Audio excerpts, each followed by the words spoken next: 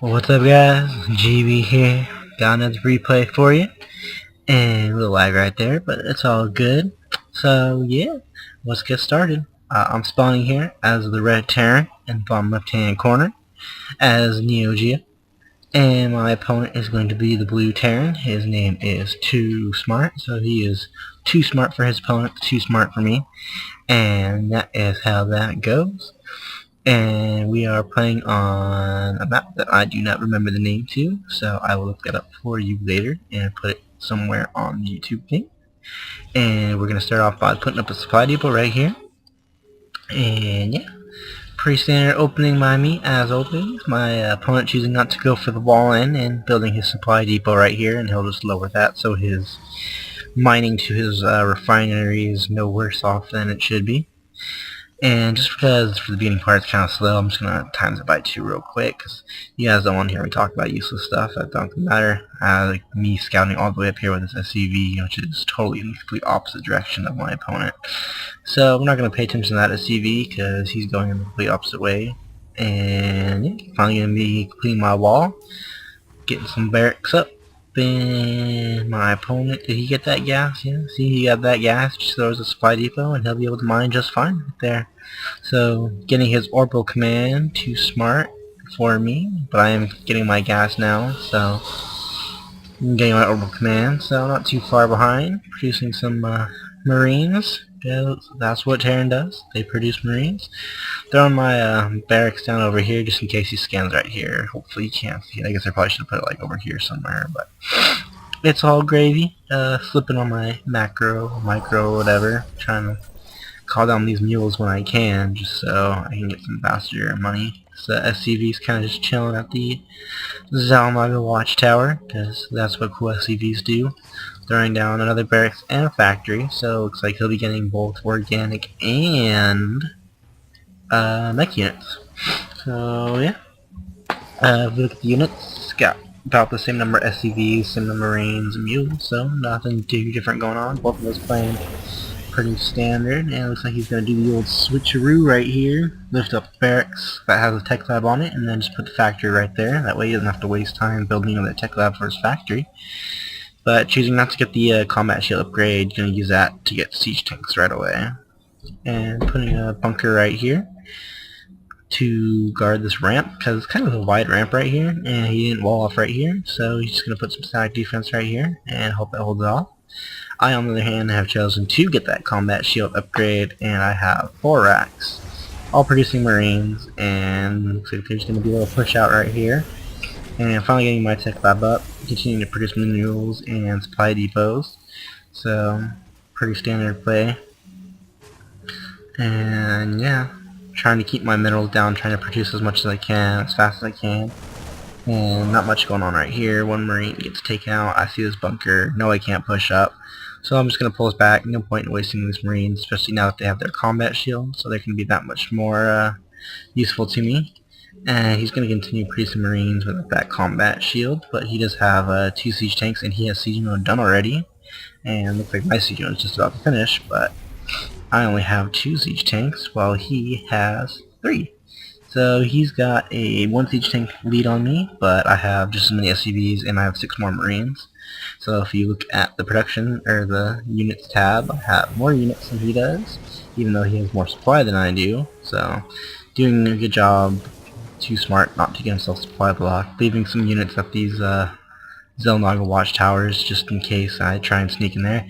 This is pretty smart. He takes his siege tank to the watchtower, sieges it up, so not only does he have greater vision because of the watchtower, but the siege tank has all this range to shoot any incoming units.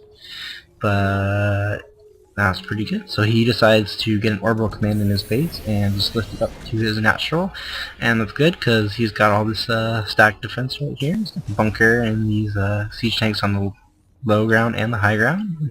He can move these tanks down. I do scan right here, so I see this. So I know that he's got his expansion up and running. I don't know how long it's been there, but I know it's up and running, which means I need to get my expansion. So my orbital command's done, and I'm going to do the exact same thing. I'm just going to lift this up, and he scans also, so he knows what I have. So I'm going to put this down, but I didn't waste any money on that bunker, so I'm just going to be able to move my units down here.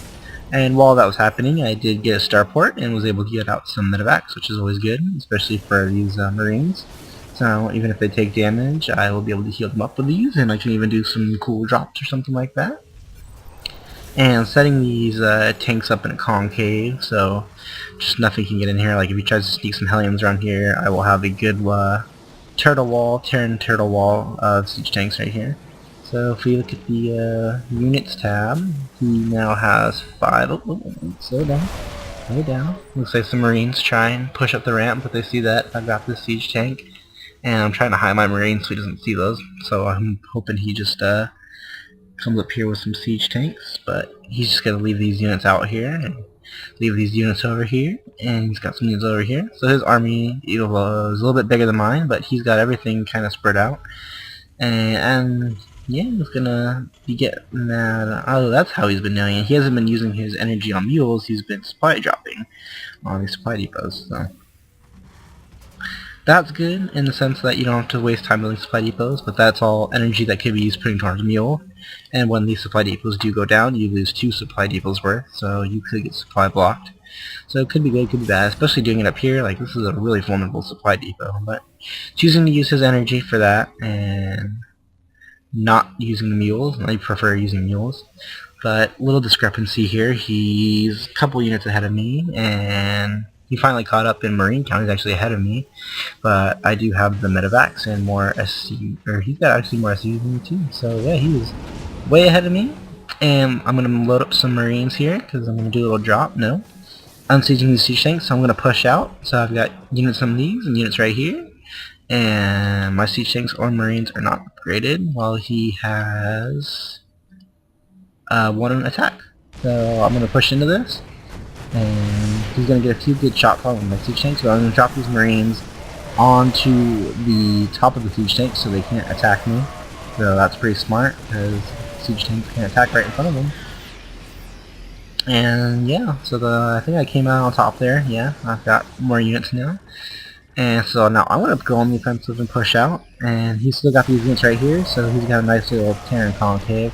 I really need to pick up these Marines and put them in the medevacs, because they're just getting roasted alive by the tanks. But he's going to try and focus these tanks down.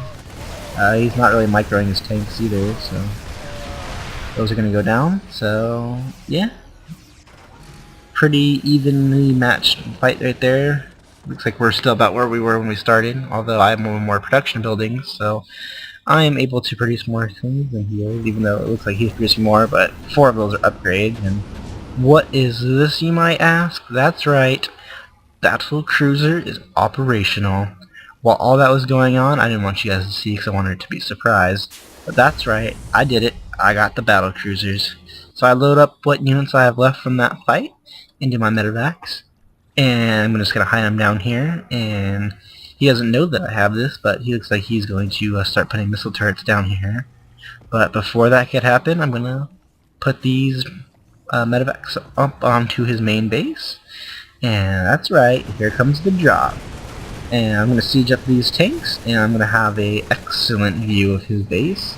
And all of his units are out of position right now, because they were guarding his expansion. So, just need to make sure not to stay too out of position. But he was not expecting this. Battle Cruiser is operational. He's going to be rushing his units in here. My tanks are all really low. This tank only has 1 hit point left. But he doesn't have very much anti-air, so this BC is just going to go back and forth, making sure my siege tanks can kill the Marines. And one by one, I'm going to be able to pick off these siege tanks. And these Battle Cruisers attack really fast, and even with that thing, they still do 8 damage to ground, so look how fast I can take out these siege tanks with just 1 battle cruiser and focus down that Marine. And they have over 500 health, so even unupgraded, battle cruiser already has 5 health. And I probably could have just focused down, but trying to be kind of sneaky about it. He lifts off this, which is pretty good. So he scans there just to make sure I don't have that much.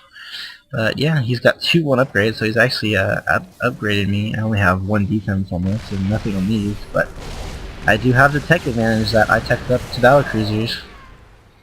And he's trying to use that scan, but with these 2 battle cruisers, he's not going to be able to do much. And as soon as I take out these Marines, yeah, he's kind of screwed right here. I mean, siege tanks aren't going to do much against this, and Even combat shield and the Marines are just going to get roasted away by these battle cruisers. And he's going to try and snipe this one battle cruiser. And he's got 18-11-6. Oh, and it goes down. But now I can push these siege tanks up a little bit, and I still have this battle cruiser at full health. And he's just going to leave the game. Doesn't even give me a GG. He just leaves because he's like, damn, this guy went for battle cruisers. I was not expecting that. I thought it was going to be a full Marine siege tank game, but no. I expanded. I kept prediction up on my units over here. I had another drop ready to go, siege tanks and marines, medevacs and stuff, more battle cruisers operational, and yeah, that's how I was able to win this game. BC's for the win. So thanks for watching, guys, and I will see you next time.